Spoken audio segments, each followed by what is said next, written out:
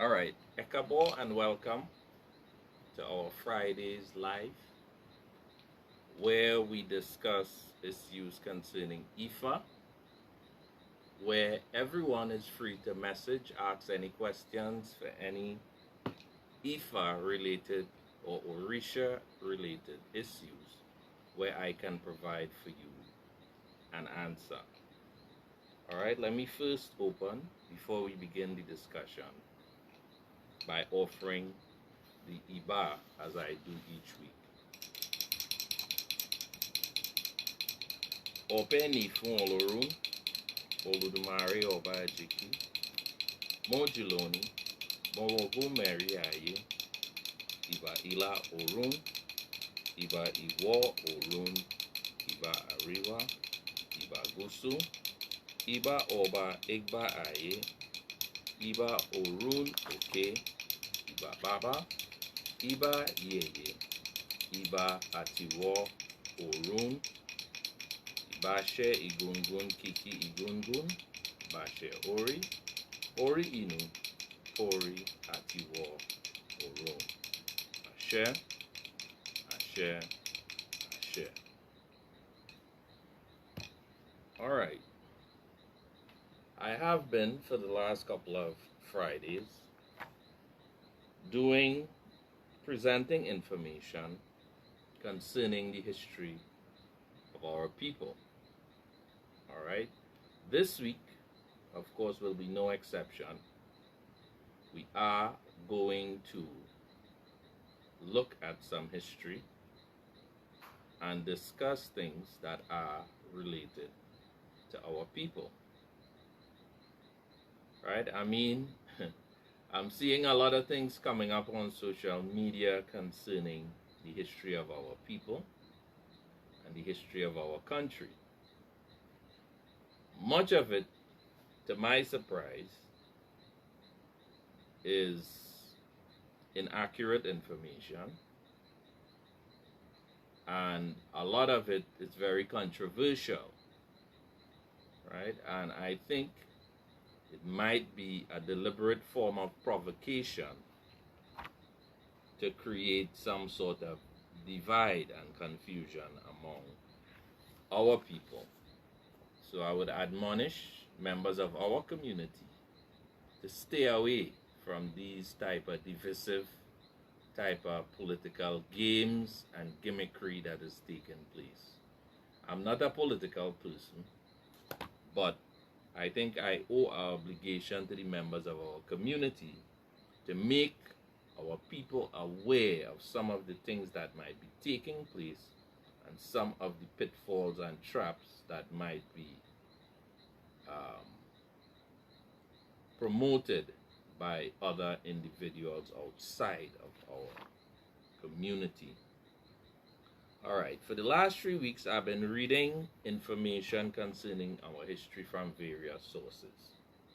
All right, I've been reading from the Trinidad Historical Society publications that they have had translated from Spanish to English, where they have records of a lot of the communication that took place between the colonial governor in Trinidad and the King of England during the colonial era. As I've pointed out, this source of information gives us an opportunity to sort of have a clear idea as to some of the things that was happening in Trinidad at the time. It was not yet Trinidad and Tobago. Trinidad at the time that we would otherwise not be able to learn too much about. All right, and I've been hinting, or I don't think it was a hint, I plainly said that I wanted to speak about the Queen's Park Savannah and some of the controversies surrounding the Queen's Park Savannah. All right, and when I say controversy, I mean just as far as historical contradictions are concerned, the way the information is presented to us in the history books versus what is in fact the reality. All right. Now, what I'm going to do first, before I read the Trinidad Historical Society article concerning the details of what the cellular experiment articles that was put forward by the king at the time, I'm going to give a synopsis of what actually happened. All right, and where I see there is some sort of balance that might be lacking. Right? Some people might say it's controversy. I don't think it's controversy. There is a lot of wrongs that were done to our people that was never corrected. And in dealing with this particular article and reading for this evening, I'm going to highlight one of them that I considered to be a grave injustice, and it is somehow very glaring because of the fact that the Queen's Park Savannah has been the center of cultural activities for a very long time, and where efforts were made to improve the serviceability of that particular venue and space, much could not be done to improve it because of agreements and contracts that were signed in long gone times. All right, just give me 1 second.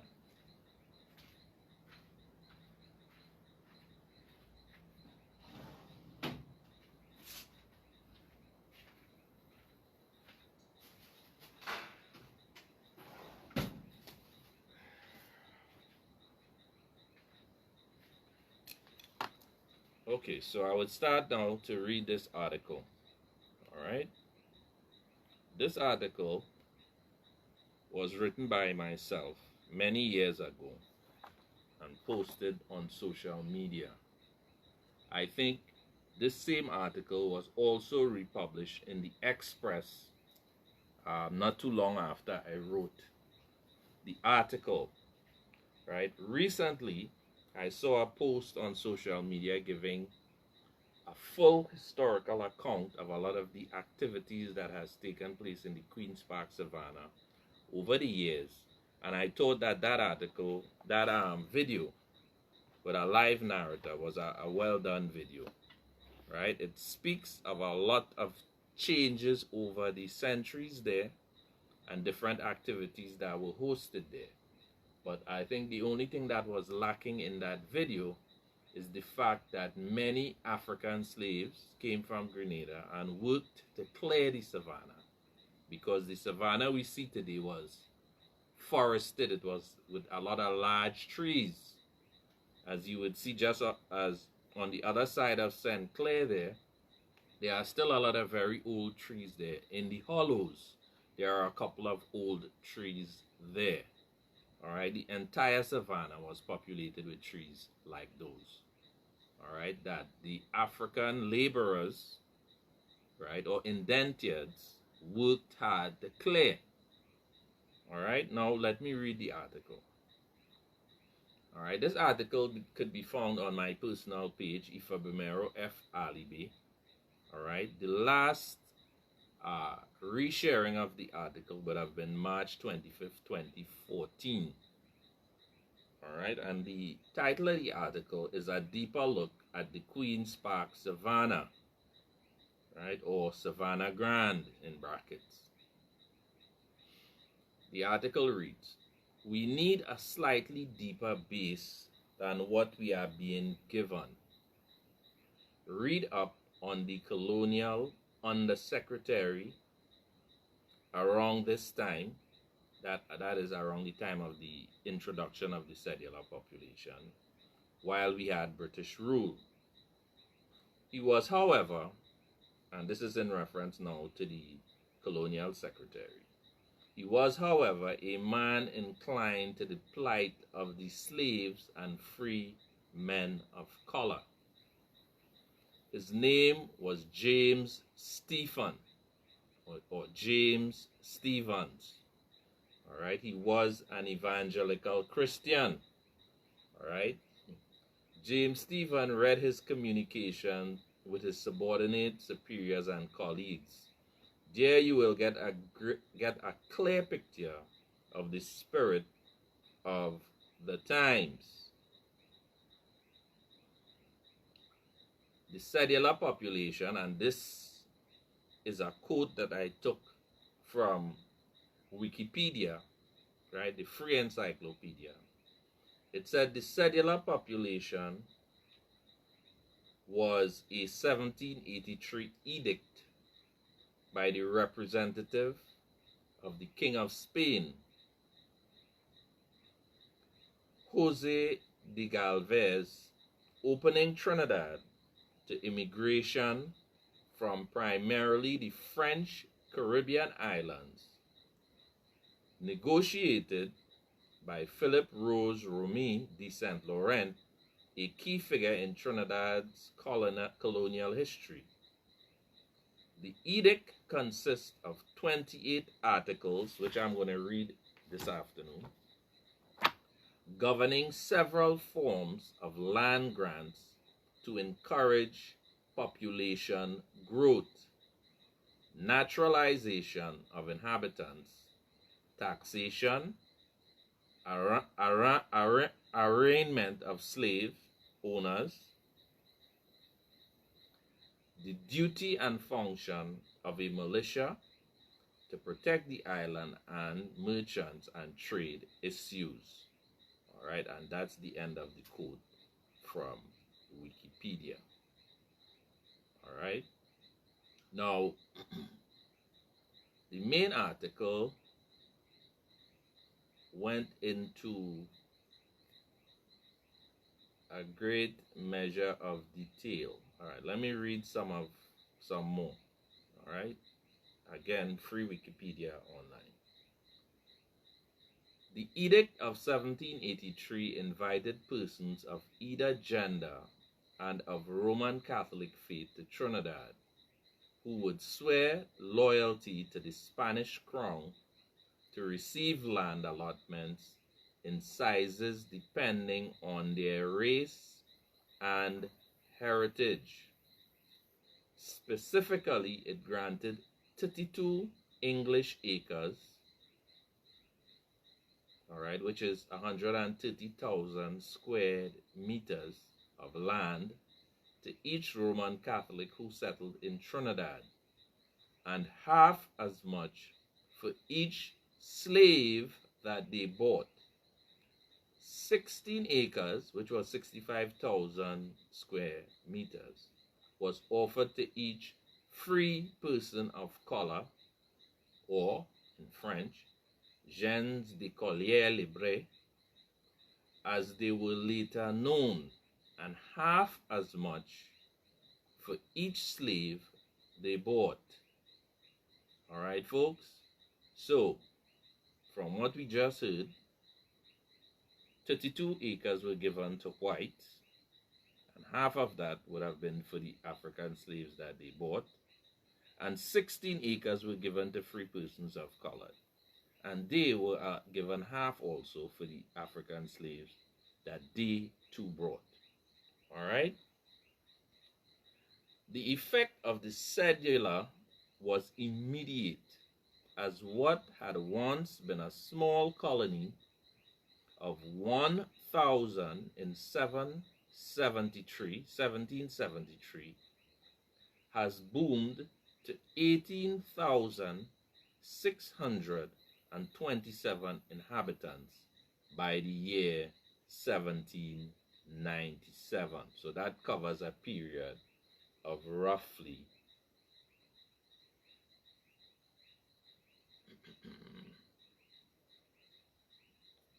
about 24 years, yes. The cedula population of 1783 laid the foundation and growth of the population of Trinidad. The Spanish, who were in possession of the island, contributed little towards advancement, with El Dorado being their main focus. Trinidad was perfect due to its geographical location. French planters with their slaves, free-coloreds, and mulattoes from neighboring islands of St. Vincent, the Grenadines, Grenada, Guadeloupe, Martinique, and Dominica migrated to Trinidad during the French Revolution.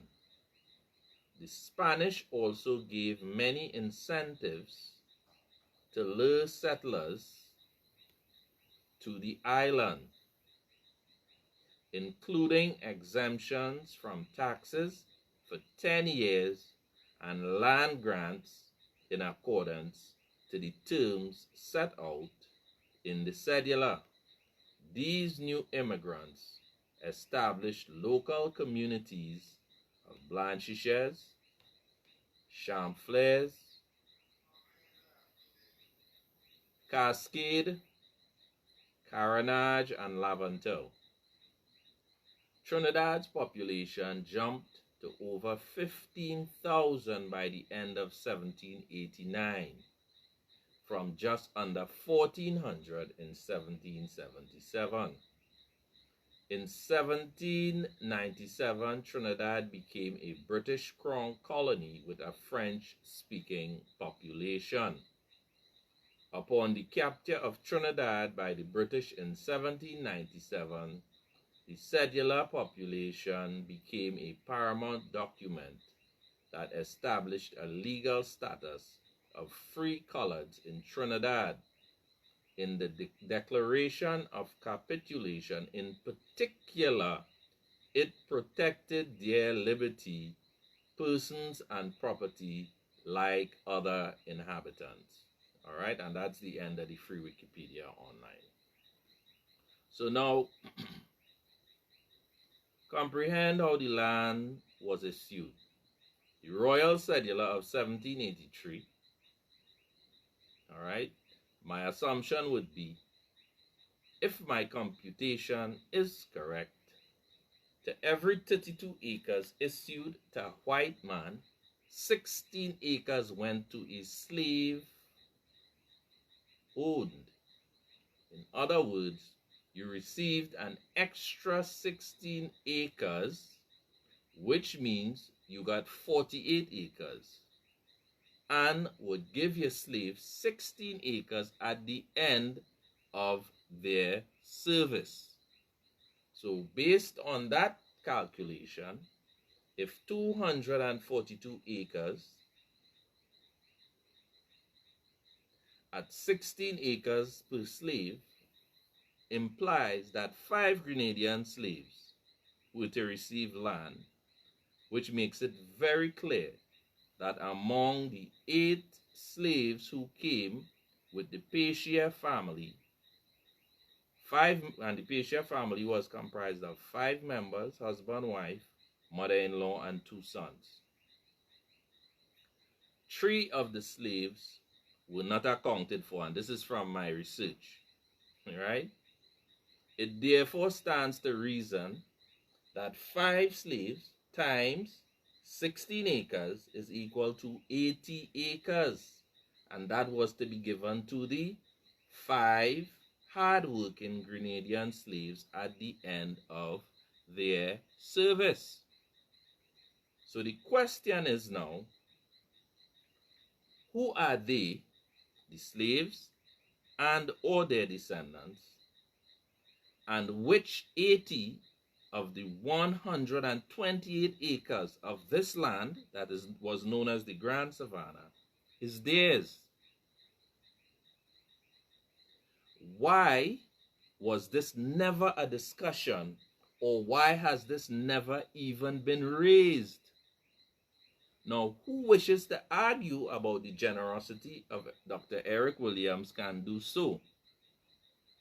But this seems a very unclear situation especially after the fire that burnt the colonial office that held all of the records concerning Crown deeds.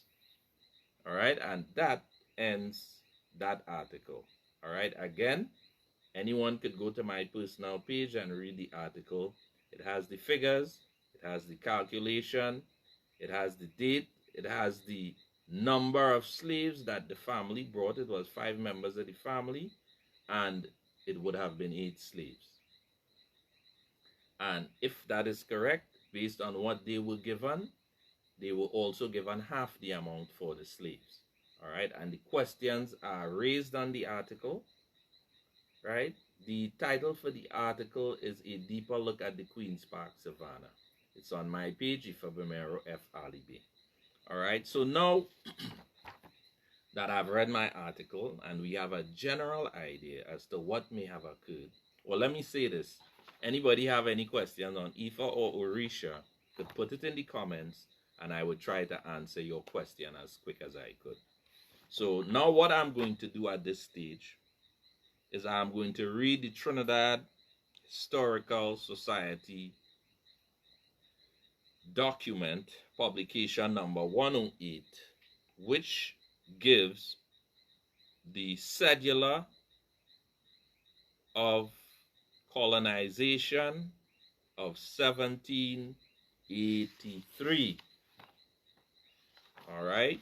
Now, before I begin to read, these are the figures and some dates that we must make note of if this has to be any type of discussion. All right. The Savannah is made up of 260 acres. All right. The Peschiers arrived here in 1783.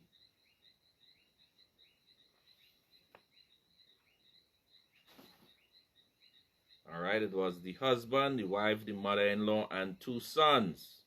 That would be 5. All right, so pay notes of that so that we would have an idea how any form of compensation has to be calculated. In this document, they do not speak of acres. In the document, you're going to hear me read a word called a fenga. A fenga, spelled F-A-N-E-G-A, is 1.59 acres. So once you hear the term fenga, know that it means 1.5 acres. All right? So therefore, 4 fengas would be 7.5 acres. All right, so everybody who have the pen and the paper taking notes, they could write those things down so they can draw their own conclusions on that particular matter. All right, let me read.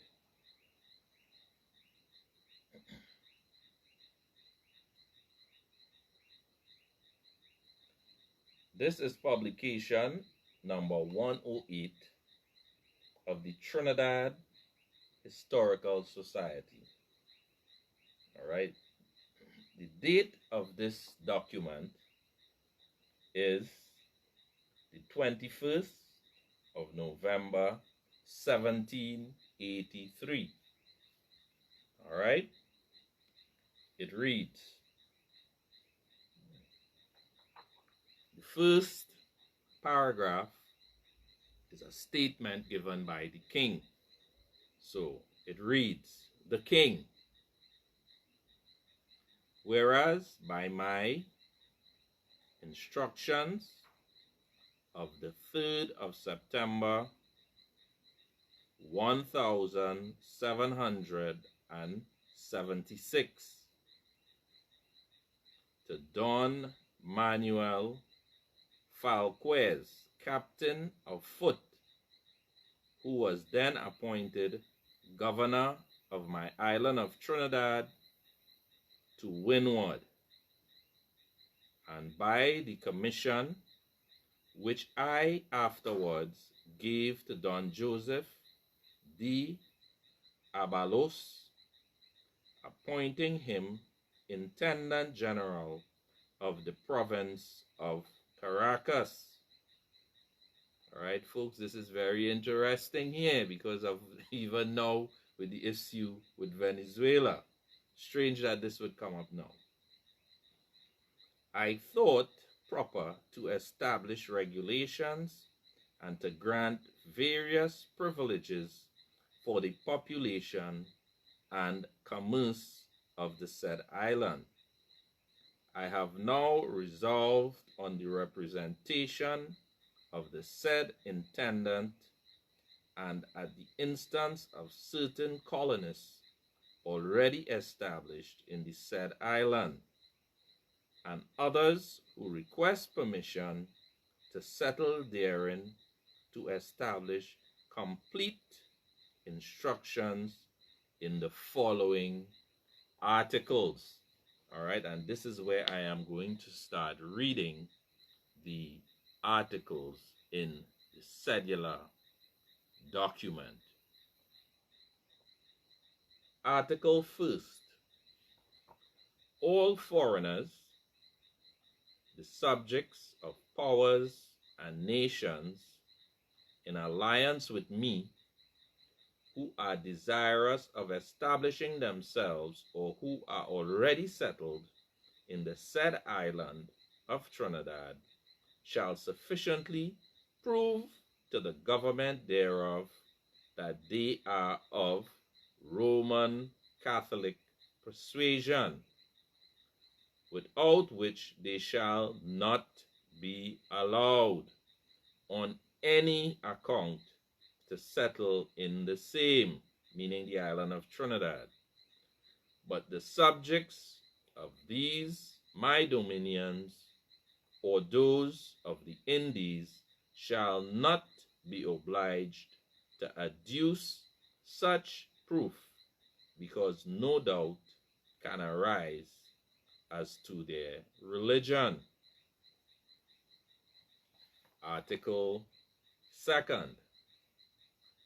All foreigners who shall be admitted agreeable to the foregoing article to reside in the said island shall take before the governor thereof the oath of fidelity and submission, by which they shall promise to obey the laws and general ordinances to which Spaniards are subject, and immediately there shall be granted to them in my royal name gratuitously forever the lands proportionally mentioned according to the following rules. I hope from that, folks, you gather that a crown title was a title for perpetuity. That land is supposed to pass on to your heirs. And that title, which gives the land for perpetuity, was intended just for what it says. The concept of selling land via a crown title came into existence a lot later. All right? And even with that, they used something called the torrent system that registered titles in Australia. Again, don't believe anything I say. Everything I read or everything I discuss, go and do the research yourself. All right? And you would see that it is correct information. Article 3rd. To each white person of either sex, 4 pfennigers and 2/7, and the half of the quantity of land for each Negro or colored slave, which the settlers shall introduce. The lands to be so distributed that everyone may participate of the good, middling, and bad. The assignments of lands to be entered in a book of registry with insertion of the name of each settler, the day of his or her admittance, the number of individuals composing his or her family, their rank, and from whence they came, and copies of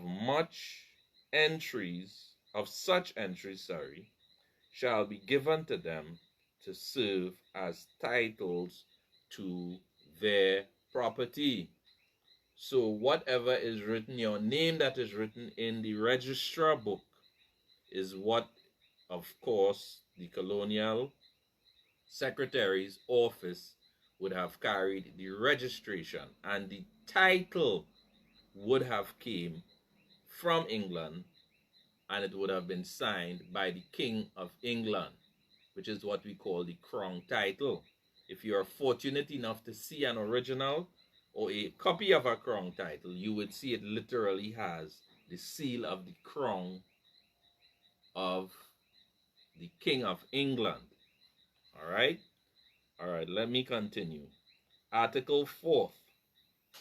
Free Negroes and colored people who as planters and heads of families establish themselves in the said land shall have 1/2 of the quantity of land as above assigned to the whites, and the same portion for each slave they introduce, the proper documents to be given to them as to the whites. I hope everybody paying attention to this. So this would have meant that if the Peschiers brought 8 persons, with the exception of death, of course, because 3 of the person names does not appear on the records. I don't know how, if they just neglect to put it in. But 5 of the names did appear. So we know that the Colonial Secretary Office had the document in Trinidad with those 5 persons' names. But that office mysteriously burned, and Dr. Eric Williams, in his wisdom, gave the said land where the Colonial Authority Office, Secretary Office was located, is now the People's Mall in Port of Spain. That's the exact location. All right? So Dr. Eric Williams, because of his knowledge of the history, gave the land back to the black people that he knew he could have given to them, that belonged to them, or that was a symbol of the injury that was done to the African people. But let me continue reading, all right?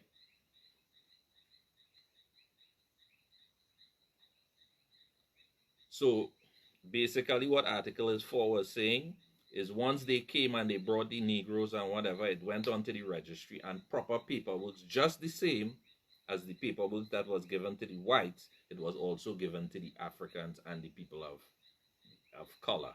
All right? Let me continue. Article 5th. When the settlers shall have resided 5 years in the said island, the bond themselves to an entire residence therein, they shall receive all the rights and privileges of naturalization, as likewise their children, whether brought by them to the island or born therein, and consequently shall be admitted to all honorable public employment and to post in the militia according to their respective capacities and circumstances. Article 7th. No, sorry, Article 6th. That no expiation, money, or personal tribute, however small, shall be imposed upon the inhabitants at any time, save and except the annual sum of $1 for each Negro or colored slave to be paid after a 10 years residence in the said island, and that said proportional sum shall never be augmented. So no tax, but you just have to pay for the Negroes after a certain period of time. So they had a tax holiday for that period of time, basically. All right. Article 7. During the first 5 years of residence, the Spanish and foreign settlers shall have liberty to return to their country or former places of abode, in which case they shall be allowed to take from the said island all the goods and property by them introduced into the same, without paying any duties upon exportation, but must pay for all property acquired by them during their residence in the said island, the sum of 10%. It is said to be well understood, however, that the lands which shall have been assigned to such settlers who afterwards voluntarily quit the island shall devolve to my royal patrimony, to be given to others or disposed of as shall appear to be most fit. All right. Article 8. I grant to the former and recent settlers who, not having necessary heirs, make by last will and testament a disposition of their property, the power of bequeathing their estate to their relations or friends wherever they may be, and if these choose to settle in the said island, they shall enjoy the privileges granted to the person whom they succeed. So this is one of the ways that privileges were passed by land titles. So the government were interested in people owning land, and they would even extend this benefit to a foreigner who inherited. Okay? But if they prefer withdrawing the property from the said island, they may do so upon paying 15% upon the whole by way of duty on exportation. That is, if the testor, meaning the person who inherited, tester has lived more than 5 in the said island, 5 years in the said island, and if the residence of the tester has been within that period, they shall only pay 10%, as is provided in the last article, and the fathers, brothers, and sisters or relations of those who die intestate shall succeed without any diminution to their estate, provided that they are Catholics and domiciled in the said island. Even should they be settled in foreign countries, and if they should not be able or do not wish to be enrolled among the inhabitants of the said island, I do hereby give them permission to dispose of the property of the successions by sale or secession, according to the rules laid down in the foregoing articles.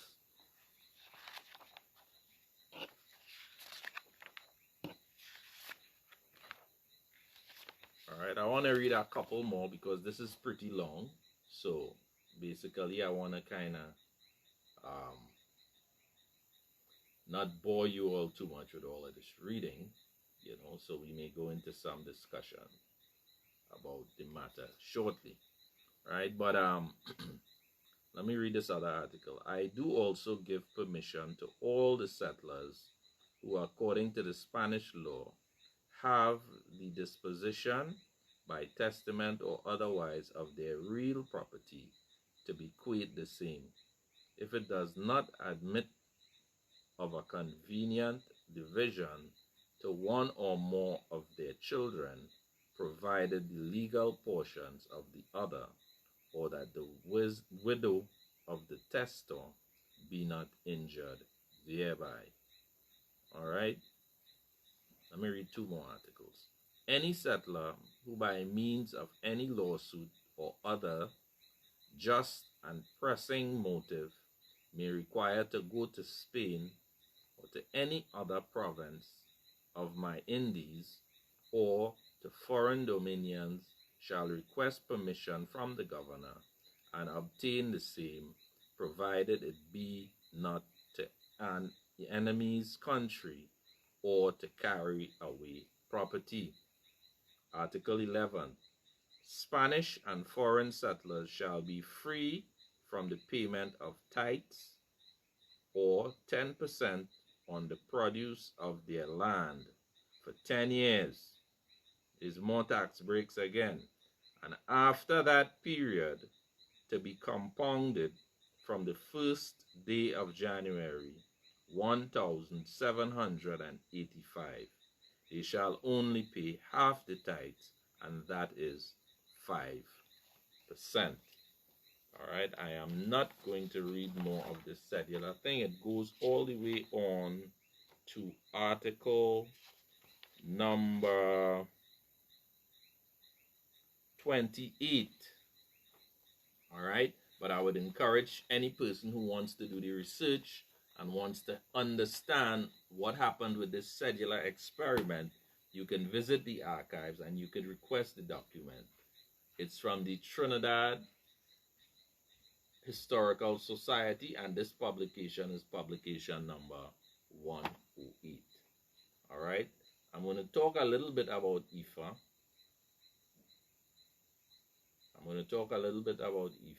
And then I would call it a day for today's program. All right, I have been doing some writing up of some of the aims of the organization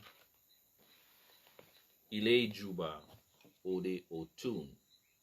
All right, so far I have gotten to the second aim of the organization. All right, so the ones that I've completed, which is the first and the second aim, I'm going to talk about those a little bit before I close off. The first aim that the temple has is basically to educate our members on indigenous culture and tradition using various methods to so do. All right, in the future, we would be planning things like workshops and these type of things where we would actually come at your request, at the request of the shrine, and we would actually provide classes and workshops on aspects of the indigenous culture and tradition, as well as we would also provide some background information on what it means to be indigenous, right? We would be teaching IFA, so we would explain to you what the term IFA actually means and show you how it ties in with what is referred to as indigenous status. That is the first aim of the organization. The second and very, very important aim that we have is our intention is to encourage members of our community to practice our tradition and culture, the said indigenous tradition and culture. So the first aim is to educate, but the second aim is to encourage people to practice, which means we will be providing the type of information that is practical, that is hands-on, that would allow the members of the community to know what it is they need to do so that they can actually practice and live the tradition. In other words, it must go beyond being simply a theory. All right, I want us to understand that. I've been on social media teaching IFA for this year, I think it's 5 years already. And I think it's very novel and it's very interesting to provide the information for the wider community. But I think it is fundamentally important to provide for members of our community the practical information so that they could actually live IFA in the exercise of their tradition and culture. All right, I would read what I posted as the second aim, and maybe it would give a little bit of an explanation. All right, because in mentioning the second aim, I mentioned a word called isheshe, and I'm going to talk about this a little bit. But isheshe, as important as it is, its roots for us is in IFA, and we must not lose focus of that fact. All right, the second and very important aim of our organization, Ile Ijuba Ode Otun, is to encourage the practice of our indigenous tradition and culture, referred to as isheshe. This concept is closely related to our destiny. This is the relation to what each individual ought to be doing while on earth. Through providing education, workshops, and other forms of outreach, where we will focus on the concepts such as sustainability, but not just sustainability in terms of the physical environment, but also as it applies to socialization. Okay, so there is also a link of having sustainable family relations, having sustainable community relations, and having a sustainable national life where your socialization plays an important role. We must understand and recognize our role and the way in which we are supposed to execute them or carry them out, which must be in a responsible and a conscientious manner. And the purpose for this is, of course, to bring balance in our society. All right, which is where it is most needed. All right, as Ifa Orisha devotees, we have a duty to work with each other for the improvement of the entire world, and particularly in the spaces where we live and where we exist. All right, the term in Yoruba, Asuwada, talks about us having a sense of collectiveness. In the Odu Osa Ogunda, Oromila teaches us the essence and purpose of forming a divine community. All right? I believe in that Odu or Eseifa of Osa Ogunda. It speaks about the hair. Every grain of hair. We only have a head of hair because it's a collective contribution by each individual strand of hair. So we have a head of hair. We have hair because of the coming together. All right? And I think it gives several other analogies, right? Or examples of things that are similar. So we are encouraged to have a sense of unity and togetherness. All right? And with that, I would like to thank everyone for joining me here this evening. And as usual, my words of admonition is you do good for yourself. You do bad for yourself. So my words of encouragement to everyone is be good so that you can leave the inheritance of Ire and Ashe for your descendants. All right? I don't see any questions in the group, so I would assume no one has a question on Ifa or Orisha.